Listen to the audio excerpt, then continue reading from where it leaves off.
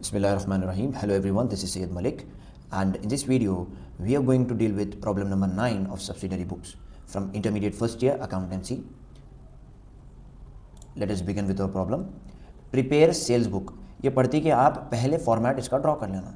तो sales book का format क्या है? Date, name of the customer, कई को आप कस्टमर को बेच रहे हैं तो ये पर्टिकुलर कॉलम में कस्टमर का नाम आना, right. The next column is LF.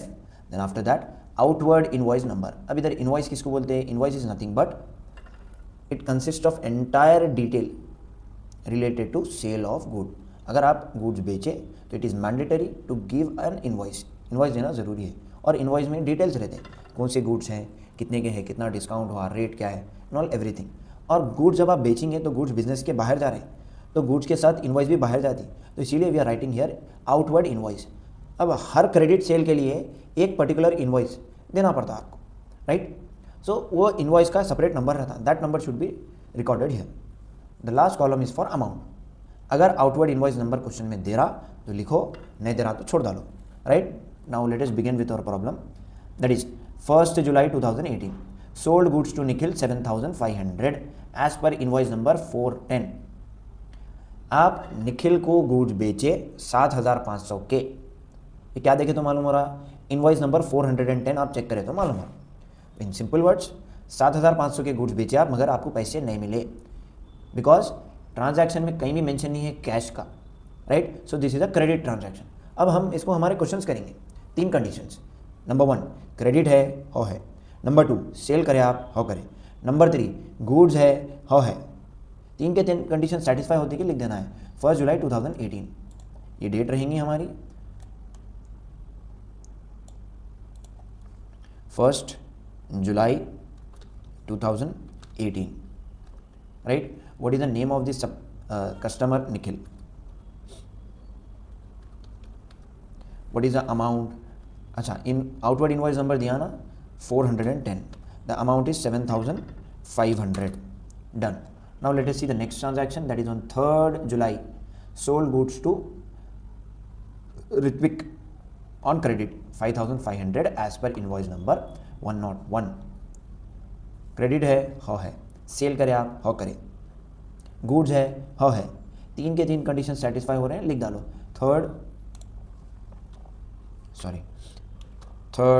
July 2018.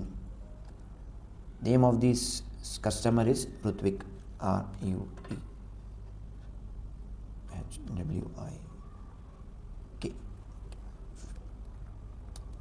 Outward invoice number is 101. The amount is rupees 5,500. The next transaction is on 12th. Sold goods to Jairam 4,000 as per invoice number 370. Trade discount 10%.